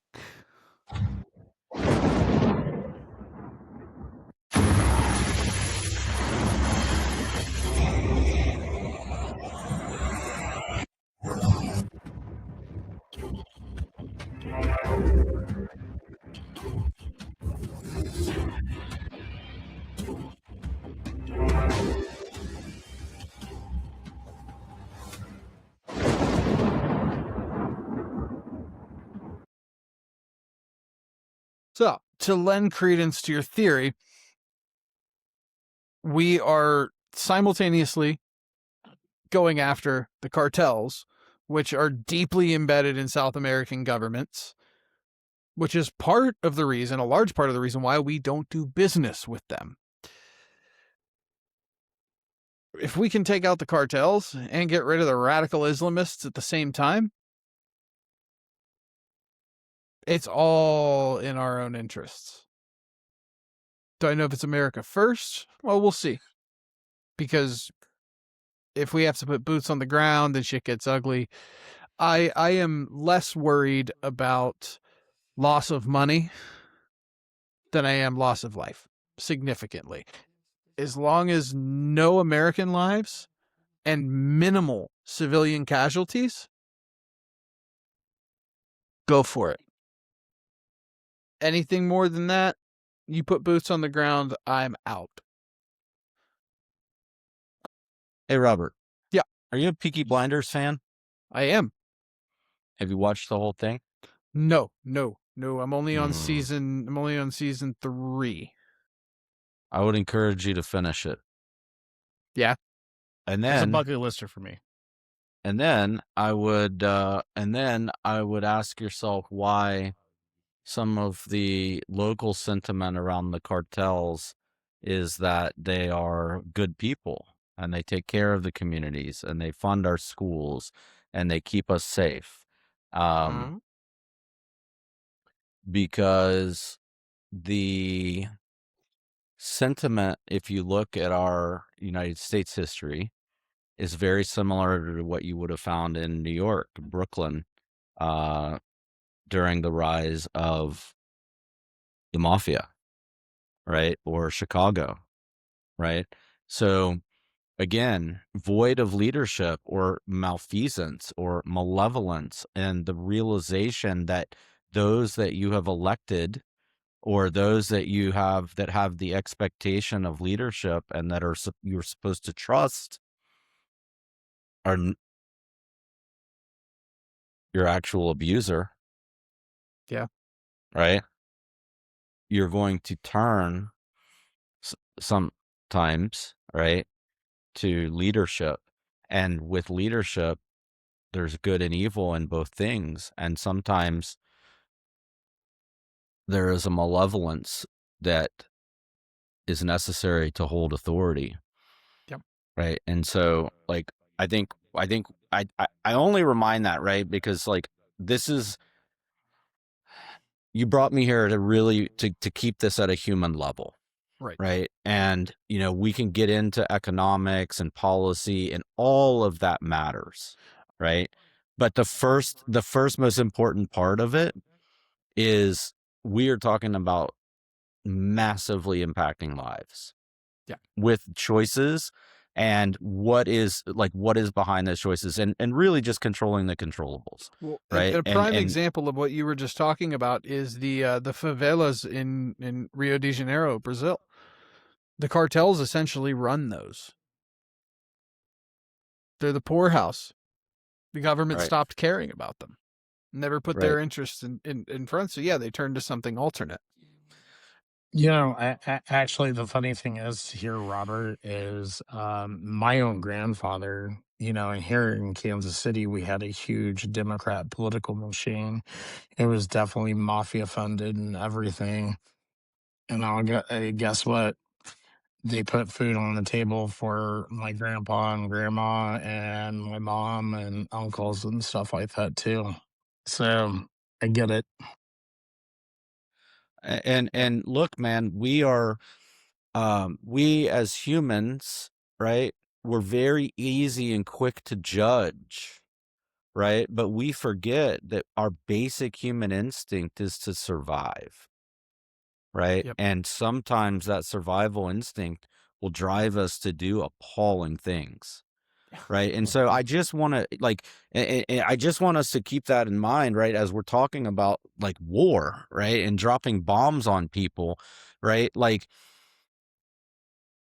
you know, and particularly as men and women are following orders, right? Like these people are doing amazing things that are difficult, right? And they're coming home, and the most important thing we can do is accept them and thank them, right? Free of judgment, right? Because that's outside of our control, right? Like that is the biggest gift that we can give our men and women coming home is our gratitude and radical acceptance, right? Like now beyond that, right? Everything's on a case by case, right? Is what I would say. But I just ask everybody to keep that in mind with the conversation tonight, because first and foremost, what we're talking about is human beings, and even the people in the streets, right? You know, that are out there cheering, or the ones that you showed getting shot out, right? Like there are massive changes to human lives occurring today, and I just want to make sure that we keep that in mind. Absolutely. So That's something that's very easily lost in all of the political jargon. And it depends where you're at. You know, like for me, I've spent a lot of time recently, especially, you know, kind of delving into that world. And so my brain immediately goes to policy and action, not the immediate, like the human cost comes as an afterthought. And that is both a blessing and a curse, because you're able to make logical decisions on the fly, but you also find yourself being very cold and calloused and cynical in the process. So having that voice, you know, that voice in your head reminding you, hey, these are human beings, is something that I think we need a whole lot more of in this. I mean, you could go on to pretty much every issue you could solve by putting the human element into it. right. That's the biggest thing. So then bringing that into play here, look at Venezuela and our actions in Venezuela. You could argue that it was done to relieve the suffering of the people who have been suffering under socialist government that has just abused their resources and, you know, plowed under their people at will. And then you look at Iran, and it's kind of a similar thing. The mullahs have been ruling out of the people and crushing them underfoot. So we could argue that this is a humanitarian effort, on that basis, that we, you know, and on one side, that's exactly right. We're going them there to give them the tools and the ability to grasp their freedom, if they can possibly grasp what freedom and liberty really is, if they can attain it. So I guess my question is, like, I don't disagree on a human rights standpoint. I think that everybody has basic human rights. What those are is going to be argued across every culture. The question is going to become, at what point does it become our responsibility to intervene to give them the human rights that we think that they should have? Yeah. Well, I think that's an excellent question, Ryan. But I think this is a line in the sand moment, right? And I think words really matter. And I think, what happens over the next period of time, right? Like I think conflicts are different, and that's why, like, having expectations and having to trust our leadership is very important, right? But this is very much a line in the sand because the words matter. Like, this is your opportunity. People of Iran, like, take this opportunity. It may be the last time, right? Like, we know Trump's words. Like, he doesn't like war. He doesn't want war. Like, but he's also not going to sit back and listen to somebody wave a stick at, death to America, and then know all of these things. So in part, it's kind of like, tongue in cheek, daddy's coming home, like, shit, we got to get our house in order, right? There's part that, but the other part of it is like, okay, guys, like, I hear you, I see you, here's your opportunity, take it, right? And that's the line in the sand, because that's the difference, where it's like, we're not doing it for you. We're not, like, it's not our way. We're not forcing our hand. We're not telling you how to do it. We're just going to create the opportunity for you to do it. And Exactly. if that actually happens, that's going to be different. Like, that's the way that we said we were going to do it for years. It's my understanding. Right. That's the way it kind of shows in movies.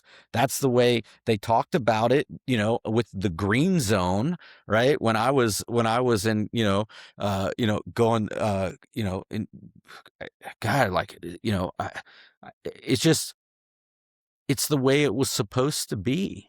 So, like, God bless our leadership for like looking at the actual code and the new US code that's coming out, and like following policy, following procedure, trying to follow law and order. It's frustrating. People may not like it. They may not like the delivery mechanism of it, but we have to look at the outcomes. And right now, the outcomes are pretty good, right? Like, some of the other stuff, right? The social stuff and to your point, right? Cultural pieces, but we're not in control of that in this case, and we're not supposed to. I don't know. Maybe I'm seeing it wrong, but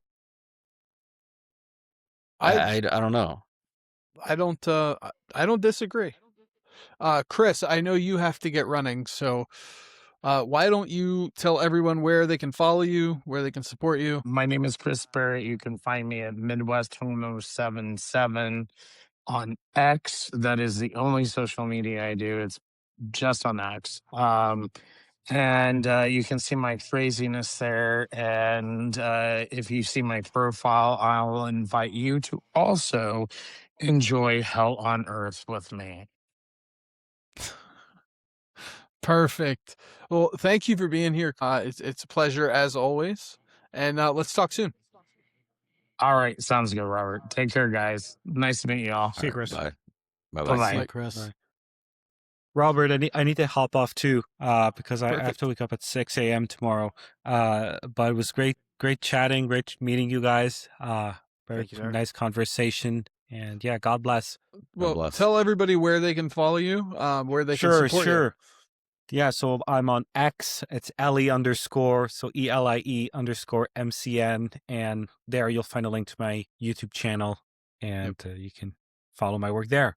All right, gentlemen. Well, on that note, No, we're Any not done. final- Now any it's final the comments? boomers against the millennials. Let's go. all right, I'm down. I'm Yes. sold. Let's go. I'm ready. Let's go. All right. Uh, Listen, I I'm don't have anything tired. crazy. I'm tired. Can I take a break? No, you Do can't. I get a you're, do I get a paid break? you're my backup. You said we're No. the millennials. I'm just saying. No, I feel bad. I feel like Ryan he's been taking notes I have been copiously, taking notes. and he It's hadn't okay. had an opportunity to talk. And I know this I is have been on- taking notes. So there's I want to hear what you have to say. God, there's a lot of things that I'm thinking about, and the problem is I'm looking at both sides of. I try and play devil's advocate on almost every issue. Number one, my first note: I like Marco Rubio when he's not in Congress. Yeah. I like him way more now than I ever did when he was on the congressional floor. The second thing that I have written down here is this concept of us being the world's police. There's got to be a line somewhere. because almost every issue where it seems like we go in as a world's police, there's also almost instantly what looks like an ulterior motive. And usually it's oil, which is why it gets called out all the time. I don't think that we should be doing that. I don't think that we are the world's police. I don't think that we're the moral police to a degree. We need to figure out where the line is. Where is it? Like with Iran, I think you could make a better argument than most, because number one, Iran's threatened basically fucking everybody in the world at this point. And also the second that missiles started launching, they hit like 8 countries that had, the vast majority had nothing to do with the conflict. Like they were just slinging missiles.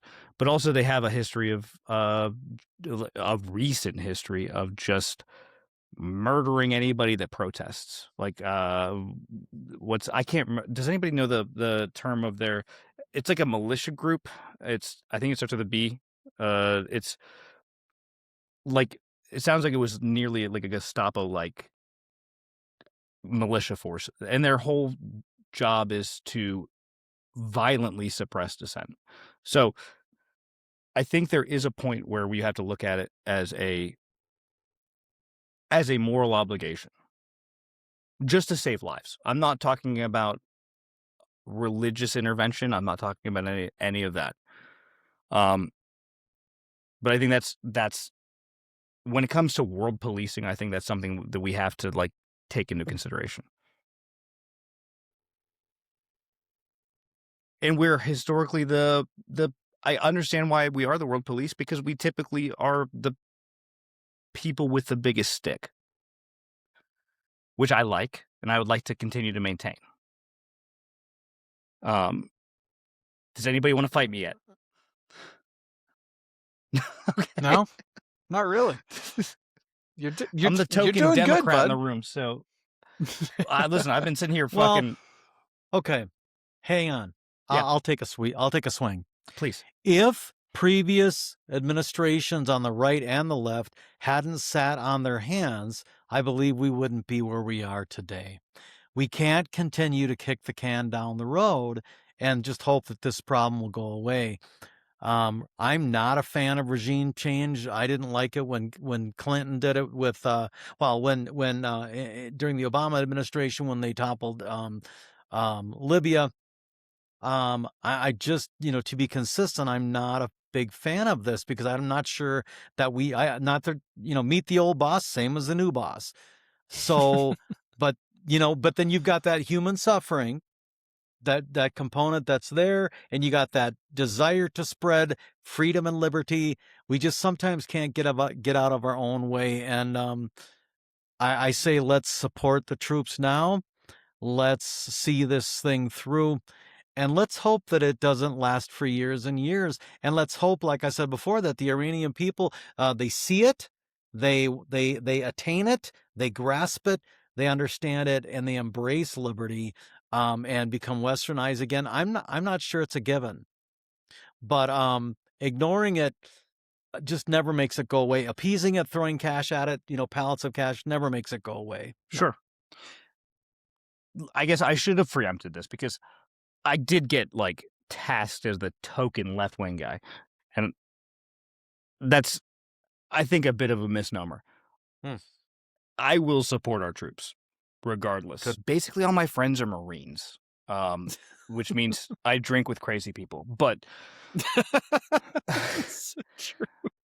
can I like, I'm going to play the village idiot. What is the general definition at this point of what westernization means? Eric. I think that's a Boom very race. fair question. Yeah. I don't know. I don't know, because hell, man, I don't think style in this country has changed since like 2000. I mean, shit. If I look at I don't think style. I mean, I don't think clothing style has changed since Right. 2000. And if I look at like you look at like the male mustache trend that's going around the country, right? Solid. Top Gun. All around the world, right? Like you look at like soccer teams or the hockey celebrations, right? Like you can't tell us, one culture from another based on attire anymore. And so, and that wasn't the same, right? Like, 70s, 80s. Now, to Ken's point, right, where he referenced Iran and the Persian culture being very westernized, it was a very similar attire that you would find in California, New York, um, and then there was the European look, right?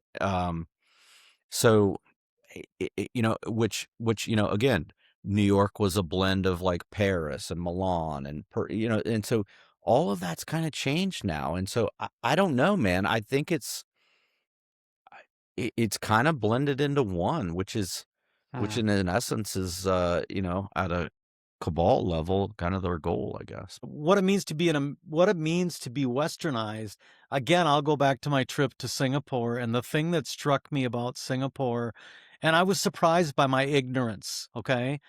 When I got to the other side of the planet, they played Little League. They had apartments, they had jobs, they had health concerns, they had insurance, they had hobbies, they loved music, they loved the freedom to speak out. Now again, Singapore has a parliamentarian style of government, so there was no real graffiti and crime was at a minimum, and that's a whole different subject we can get into. But the people, to a person, they wanted freedom, they wanted liberty, they wanted their kids to do well, they wanted to be able to love each other and to thrive and be left alone. And so when I think of what it means to be westernized, listen, the thing I love about this format, Robert, and Robert's not on the screen, but we don't have to line up our beliefs line for line for line. But I know that I could go to Robert and meet with Robert and have a beer, and we could talk about things. And while we wouldn't agree on every topic, we would slug each other on the shoulder and say, "You're an idiot," and he'd say, "You're a knucklehead," and we could spend that time together. And it's not going to come to blows, and it's not going to come to anger and hatred. It's that camaraderie, that understanding that, at the core of our human experience, we all just want everyone to be okay, and we want people to have liberties and freedoms and just leave each other alone, man. Do your thing and enjoy the opportunities that freedom and liberty bring. Sure. Absolutely. So that's... Would you say the word in one word, it's tolerance? Oof. Listen, I'm a right-wing conservative religious person, and my group is typically historically intolerant. But when I met Robert, we had some real gut level discussions, man, and I realized that I can look at Robert and love him for who he is, regardless of whether he practices my religious beliefs. So yeah, tolerance to a degree, tolerance, not participation. If you tell me you're a chicken, don't expect me to come behind you with a pitchfork and clean up your mess. You know what I mean? There are limits to that. Let's keep it within reality. But yes. But tolerance doesn't necessarily mean acceptance. Good point. I would still say that there's a line. Personally, I mean, you can be tolerant of so much. I will take it back to my kind of a personal thing. It was fine. So fine to be gay, right? It's fine to have some level of representation, as culture moves on. But it doesn't need to be front and center. So you can tolerate to a certain degree.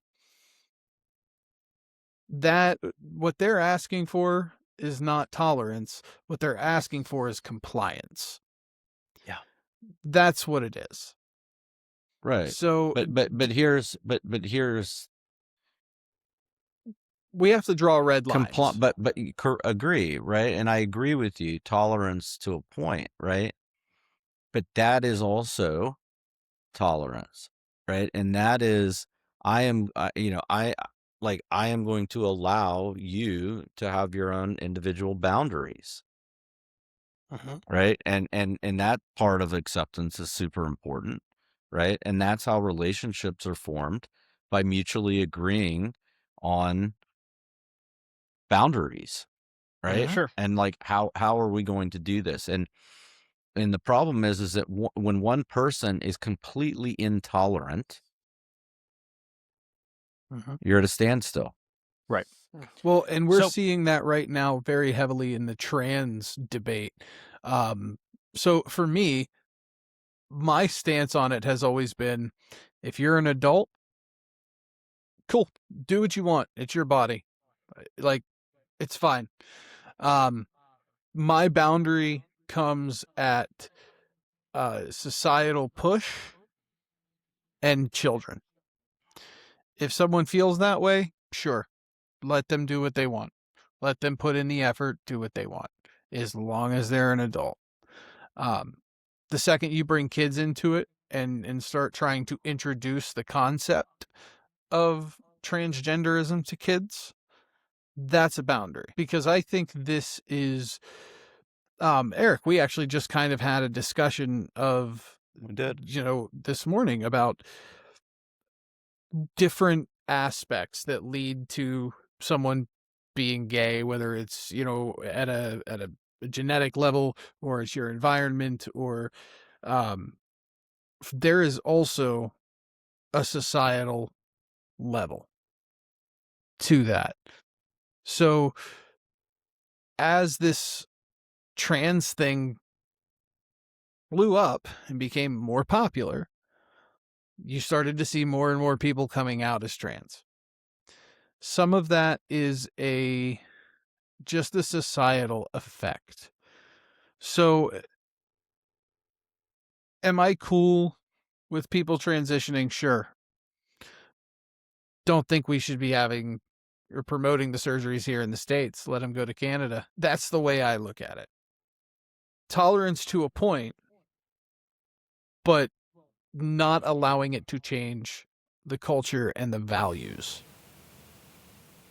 Well, I think I think that's really the conversation, right? Because what you're talking about is intolerance towards the view of individual liberty and having decision and nexus over one's own, family, essentially. Yeah. Right. And so, that's a much different conversation, but it's really one and the same, right? It comes down to control, right? And when one party is completely intolerant and immovable on a subject, you're at an impasse, and it's never going to get resolved, right? But a reasonable conversation to be had, right? Sure. I mean, look, most people wouldn't argue that kids shouldn't smoke until they're 18 or drink until they're 21. I mean, they wouldn't want people going into the military at 14 or 12, right? So, I mean, I think there's a reasonable conversation to be had about life-altering decisions, right? Smoking, drinking, military service, right? Like, I mean, those are life-altering decisions, right? Like, good, bad, hard to say, but they are, right? And transitioning your body is another one of those, like, just like getting a tattoo, right? So, like, reasonable conversation to be had, but you can't have it if the other side is completely intolerant to a conversation. So I think that's the biggest thing that we've lost in the last, God, I don't even know how many years. Like, I came into this whole political spectrum very, very much later than probably most people do. And that was the biggest thing that I realized when I came in, was that I don't agree with a lot of the things the right says. I also don't agree with a lot of the things the left says.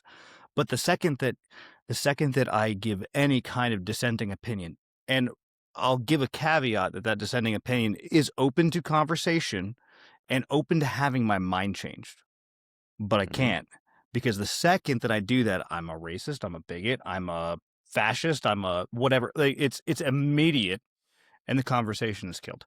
And we can't have a reasonable, logical conversation about it, which is why I like platforms like this.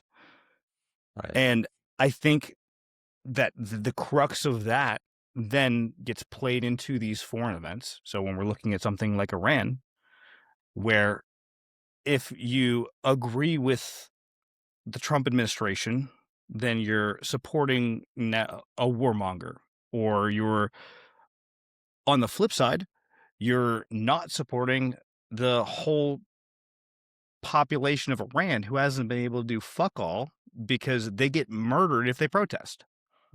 Right. But somehow, some way, a party on the left or a party on the right is going to call you one name or another, and never going to have a reasonable conversation about something probably that lies gently more in the middle. Right. And, Ryan, the irony of this entire conversation is this is a spiritual war. The Iranian people, it's a religious regime. And allegedly, at the heart of all religions is love and faith. And what we are seeing right now, and what we are literally saying, is look at humans. Look at your brethren, right, as humans. And everything that you just said, he's a warmonger, he's a fascist, is dehumanizing. It's easy to do because we continue to dehumanize one another. And it's and the whole thing comes back to love. Right. And I know that's super woo, but if you're a Christian, right, if you're a Jew, if you're a Muslim, right, even through the Buddhist teachings, right, do no harm, right, it all comes back to one simple message: kindness to yourself, kindness to your brethren, right, which is ultimately love. Right. And so how do you get there? You start with humans. We are humans. We're fallible. We're going to make mistakes. That's where the whole message of forgiveness and sin came from. Right. So, like, let's not forget that this is a much bigger conversation, right, at play. Right. Like, this is a religious conversation. There is a ton of confusion as a result of that. Because even inside religion, there's the battle of good and evil, right? And so if we can just keep this conversation always back to the human element, it makes it so much easier, right? It makes it so much easier because we're all going to keep making mistakes. And what do we learn from them? And how do we turn towards kindness in these decisions? Like, and I really think, as crazy as it might sound to some people that just don't like the man, like every chance they get, they hate the man. I really think if you look at the outcomes of these decisions, it's turning towards kindness. It's truly turning towards kindness. We're trying to stop killing people. We're trying to stop spending money and disillusioning the tax base, right? Like, everything is turning towards kindness and in ending the abuse that we're all suffering, which is unkind. Right. And it's not just Americans, it's people around the world. And I think it's a beautiful thing, actually. Yeah. So, yeah, this has been a great conversation. I want to second what Eric said and give you a Beatles quote. All we need is love. Love is all we need. I want to take a minute specifically to honor the folks that we have lost, at least the 4 of the 6 whose names we know. That said, Fox released the identities of the 4. You had Captain Cody Cork, age 35, Sergeant First Class Noah Tetons, I'm going to take a guess at that, 42, Sergeant Declan Cody, age 20, and Sergeant First Class Nicole Amer, 39. They were the 4 that were killed in Port Shuaiba. Want to make sure everybody gets a good look.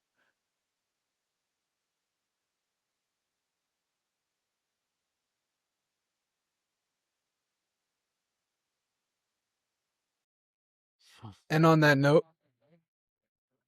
Ken, if you would do us the honors, I'd like to take a moment and say some prayers for the families of those we've lost, and for the rest of our servicemen and women that are out there fighting for us. Yeah, absolutely. Lord, we just come before you tonight with a heavy heart, and wars are not easy. They're not fun, and people die in wars. Sons and daughters don't come home from wars. And so I pray for the family members right now that are going to have an empty part in their life, and that pain is never going to heal, God. I pray that you'd comfort them and be with them and give them your peace through this really tragic time. And I pray for possibly other families that are going to have to deal with this kind of loss as well. Help it make sense, God. And Lord, please shorten this, God. Help it to be something that's not drawn out. And I pray for a limited loss of life moving forward, God.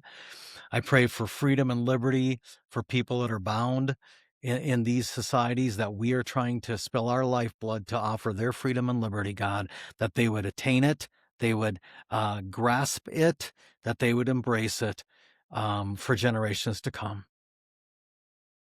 Amen. Amen. Amen. Well, gentlemen, this has been fantastic. Thank you. Thank you so much. Good night. This Our pleasure. we will get some editing up, and I'll get you links and everything. We're up on Spotify and Apple Podcasts now as well. So we're there, YouTube, Rumble, getting it out everywhere we can. Sounds great. So Thanks for the opportunity, Robert. It's always great to join you. Eric, it's always great to see you. I'll see you Yeah, great to next see you. month. I'll see you next month. Be well and travel safe and stay healthy. Thank you, sir. See you soon. Yeah. Nice And meeting Ryan you will guys. talk. Yeah, absolutely. sounds good. Have a good night, gentlemen. Thank you, guys. Good night, Thank guys. you, guys. Good night.